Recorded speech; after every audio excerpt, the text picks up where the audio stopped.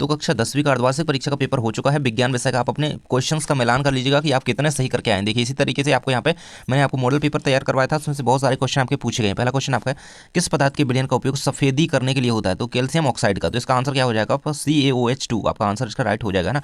Calcium oxide का सूत्र तो वैसे CaO होता है, लेकिन OH2 यहाँ पे समूह की बात की जा रही है साथ में। नेक्स्ट है आपका, एथेनॉल कार्बनिक यौगिक का प्रकार्यात्मक समूह है। इसका आंसर है आपका एल्कोहल। जिसने भी एल्कोहल लगाया है उसका बिल्कुल राइट आंसर यहाँ पे हो जाएगा। अगला है आपका, परागकण पाए जाते हैं। तो परागकण पुंकेसर पर पाए जाते हैं ना, हमने इसे पढ़ा था। मानव में कितने जोड़ी लैंगिक गुणसूत्र होते हैं? तो एक। आंसर याद रखना एक। नेक्स्ट आपका, आकाश में नीले रंग का कारण, ये भी मैंने आपको बताया था ना। ऑब्जेक्टिव की वीडियो देख लेना, पूरे उसी में से कवर हुए हैं। 1 घंटे की वीडियो डाली थी मैंने, पूरे उसी में से कवर हुए हैं। प्रकीर्णन, प्रकाश का प्रकीर्णन।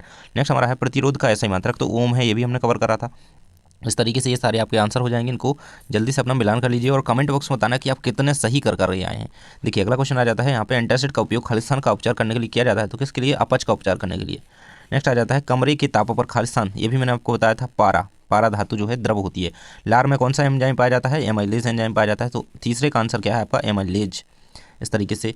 और 4 नंबर आ जाता है आपका, खालिस्तान के अणुओं में आनुवंशिक गुणों का संदेश होता है। तो है ना, तो डीएनए के, किसमें के? डीएनए लिख सकते हैं इसका उत्तर, या फिर जो क्रोमोसोम होते हैं गुणसूत्र के अणु, नहीं तो डीएनए इसका आंसर सही रहेगा। डीएनए के जो अणु होते हैं उनमें आनुवंशिक गुणों का संदेश होता है। अगला है, गोलीय दर्पण की फोकस दूरी, इसकी वक्रता त्रिज्या की क्या होती है?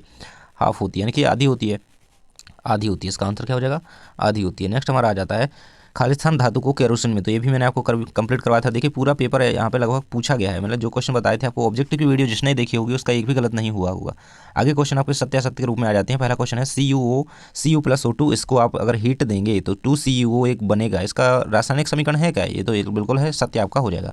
नेक्स्ट आपका, लिटमस पत्र एक संश्लेषित सूचक है। तो ये अम्ल क्षार सूचक होते हैं, संश्लेषित नहीं, तो असत रहेगा। नेक्स्ट है, सक्रियता श्रेणी में धातुओं का क्रम विस्थापन अभिक्रिया पर आधारित होता है। तो सक्रियता श्रेणी की बात कर रहा है, तो विस्थापन अभिक्रिया में नहीं होता है। अनुमस्तिष्क मस्तिष्क के अग्रभाग में स्थित होता है। तो 4 नंबर का आपका जो है असत्य हो जाएगा। ये दूसरा हमारा बिल्कुल सही है ना, दूसरा सही है, वो इसमें होता है, सही है। इसका फर्स्ट भी हमारा, फर्स्ट सेकंड जो था गलत था, ये हमारा जो सही है, और ये भी हमारा सही है।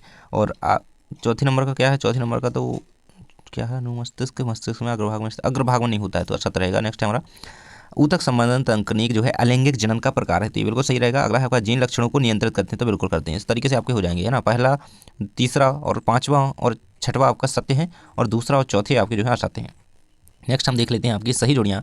तो सही जोड़ियाँ देखिए, शुद्ध चौना 24 कैरेट का होता है, आप सभी को पता होगा। नेक्स्ट है आपका टेस्टोस्टेरोन, तो एक फीमेल हार्मोन्स है, मादा हार्मोन। अगर है आपका प्रतिबिंब, तो प्रतिबिंब रेटिना पर बनता है, तो सभी ने सही कही होंगी। नेक्स्ट हमारा आवेश, तो कूलम का मात्रक होता है आवेश, आवेश का मात्रक होता है कूलम। ओजोन, ओजोन जो है यूवी रेस के कारण ओजोन का क्षरण हो रहा है। मोतियाबिंद, तो मोतियाबिंद नेत्र लेंस में होता है ना। तो इस तरीके से आंसर हो जाएंगे आपके। नर हार्मोन आपकी एक एक्स्ट्रा दी गई थी, ये 6 कंप्लीट होती हैं। इसका स्क्रीनशॉट ले लो, इन्हें कंप्लीट कर लेना।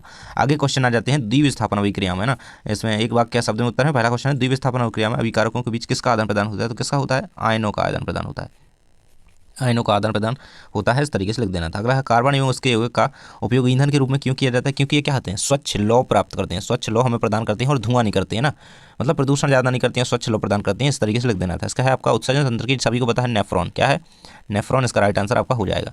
नेक्स्ट हमारा है यहाँ पे, जीव में अर्धसूत्री विभाजन किस कोशिका में होता है? तो ये जनन कोशिका में होता है। किसमें? प्रजनन सेल्स जो होती हैं, जनन सेल्स में यहाँ पे क्या होता है? अर्धसूत्री विभाजन होता है। नेक्स्ट हमारा, हीरे का वर्तनांक क्या है? 2.42, ये आपका हीरे का वर्तनांक है। नेक्स्ट है, विद्युत ऊर्जा का व्यापारिक मात्रक यहाँ पे पूछा गया। देखिए व्यावसायिक मात्रक क्या होता है? किलोवाट घंटा होता है विद्युत ऊर्जा का, है ना। इसको याद रखना ही रहेगा। तो इस तरीके से हमारी ये सारे क्वेश्चन रहे हैं।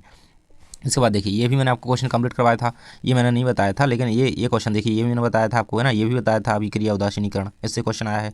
इसके बाद ये भी हो गया क्वेश्चन, देखिए, है ना। अघात बधिन्यता, तन्यता का अर्थ हमने देखा था। इसके बाद नेक्स्ट क्वेश्चन आ जाता है आपका, जाइलम फिलोएम, है ना। जाइलम फिलोएम दोनों के कार्य मैंने आपको बिल्कुल याद करवा दिए थे, रंध्र के कार्य देखे थे हमने, है ना। तो सारे क्वेश्चन लगभग मेरे बताए हुए इंपॉर्टेंट क्वेश्चन में से पूछे गए हैं। देखिए, ये आयोडीन हमारे शरीर के आवश्यक क्यों है ना, ये भी बताया था। ये पादप में वृद्धि होने वाली ये 2 गतियों के नाम बाध्यशाली लिखिए। ये पादप वृद्धि हमने देखी थी, लैंगिक जनन भी देखा था, ये क्वेश्चन नहीं देखा था हमने। नेक्स्ट हमने देखा था मेंडल के प्रभाविता नियम को भी पढ़ा था, है ना। प्रवृत्त का नियम भी पढ़ा था, प्रकाश का अपवर्तन भी पढ़ा था, अवतल दर्पण के उपयोग, सारा पेपर आया है, पूरे क्वेश्चन आए। देखिए ये क्वेश्चन भी मैंने आपको बताया था ना। इसका आंसर क्या है? मैंने कंप्लीट करवाया था आपको पूरा। नेक्स्ट हमारा आ जाता है यहाँ पे मैग्नीज वाला क्वेश्चन। ये ओम का नियम है ना, ओम के नियम को हमने देखा था, और ये क्वेश्चन हो गया, ये आपके 13 नंबर चैप्टर से है। तो ये सारे क्वेश्चन जो है लगभग कवर हुए हैं। देखिए विकृत गंधिता किसे कहते हैं, संयोजन अभिक्रिया पढ़ी थी हमने, है ना। ये आपको ये बल्ब वाला क्वेश्चन ये भी बताया था मैंने पेपर में। तो इस तरीके से आपके ये क्वेश्चन हुए हैं। देखिए मैंने आपको ऑक्सीजन ऑक्सीजन हो गया, जिब्रेलिन, इन दोनों का बताया था, बिल्कुल कार्य इनके याद कर लो, अच्छी तरीके से आए हैं। और ये रहेगा प्रतिवर्ती चाप का चित्र भी मैंने आपको कंप्लीट करवाया है इंपॉर्टेंट क्वेश्चन में। इसके बाद आपको ये प्रोफेन मेथेन, तो मेथेन का बताया था, मीथेन का बताया था, एथेन का बताया था, और बाकी सारे नए हैं ना। साबुन की प्रक्रिया विधि ये नहीं बताई थी, लेकिन आई है यहाँ पे। ऑक्सीडेशन अनऑक्सीडेशन में अंतर देखा था हमने। और सारे क्वेश्चन ये इस तरीके से आपके रहेंगे ना। वार्षिक परीक्षा के लिए तैयार कर लेना, ताकि आपकी तैयारी अच्छी तरीके से हो जाए। और वार्षिक की तैयारी अच्छी करनी है तो सारे इंपॉर्टेंट क्वेश्चन मैं अपलोड कर चुका हूँ, जाकर के देखिए। और वीडियोस आएंगे तो सब्सक्राइब कर लेना।